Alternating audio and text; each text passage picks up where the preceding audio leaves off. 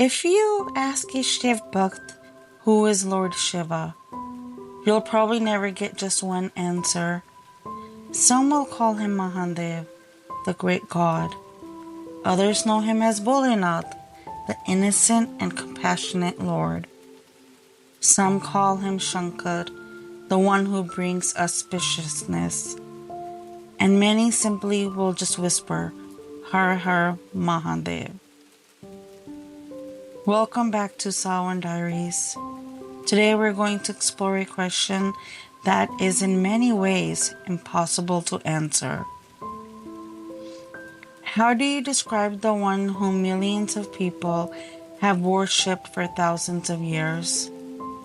The more I learn about Lord Shiva, the more I realize that every answer reveals only one small part of who he truly is.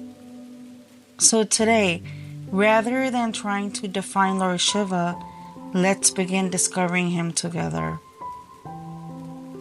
Lord Shiva is one of the principal deities of Hinduism and is part of the Trimurti, alongside Lord Brahma and Lord Vishnu. But devotees see him as much more than a title. To some, he is the greatest yogi. To others, a loving husband, a devoted father, a compassionate protector, and for millions around the world, a source of inner peace. One of the most beautiful things about Lord Shiva is that every symbol associated with him has a deeper meaning. If you ever seen an image of Lord Shiva, you'll probably notice that he looks unlike any other deity. Mated locks of hair, a crescent moon, a river flowing from his hair, a snake around his neck, a trident in his hand, a small drum, sacred ash covering his body. None of these are random. Each one tells a different story. Scriptures teach that the divine is present everywhere. Lord Shiva is not limited to any one place. Yet when people think of his earthly abode, one mountain stands above all others. Mount Kailash.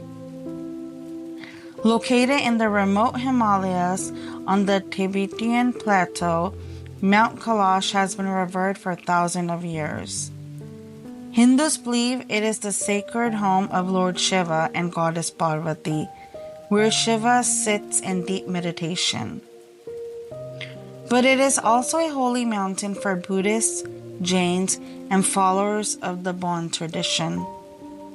Whether viewed as a physical place, a sacred symbol, or both, Mount Kailash continues to inspire pilgrims from around the world. One of Lord Shiva's most recognizable symbols is his trishul, or trident. Different Hindu traditions understand its three prongs in different ways. Some see them as creation, preservation, and transformation. Others see them as the past, present, and future. Still, others connect them to the three gunas, Sattva, Rajas, and Tamas. Whatever the interpretation is, the Trishul reminds devotees that Shiva's wisdom extends beyond every aspect of existence. In Shiva's other hand, we often see a small hourglass-shaped drum called the Damaru. In Hindu tradition, its rhythm symbolizes the sound from which creation unfolds. The beat of the Damaru represents movement, rhythm, and the continuous cycle of creation and transformation. Even today, many devotees see the Damaru as a reminder that life itself moves from a sacred rhythm. One question many people ask is, why does Lord Shiva wear a snake around his neck? In Hindu tradition, the serpent represents many ideas, including fearlessness, mastery over ego, and the cycle of life and death. Rather than fearing it, Shiva wears it calmly. It reminds devotees that true strength comes not from avoiding fear, but from mastering it. Resting in his hair is a crescent moon. The moon reminds us of time, of changing seasons, and the cycles of nature.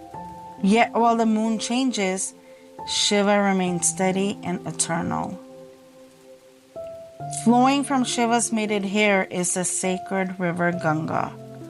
According to Hindu tradition, Shiva received the mighty river in his locks to soften the descendant to earth.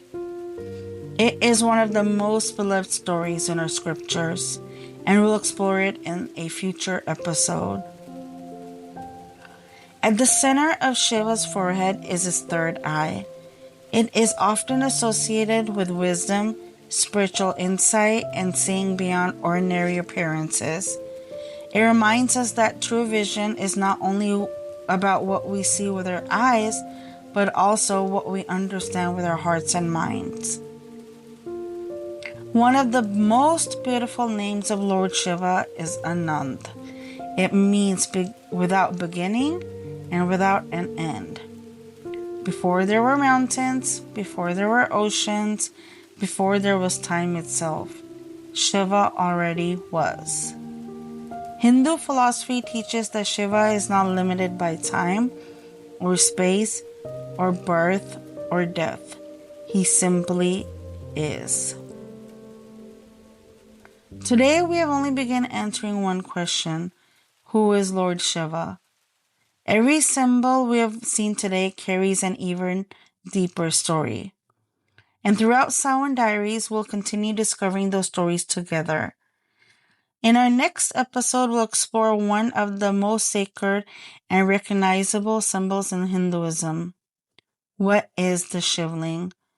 Until then, Har Har Mahadev.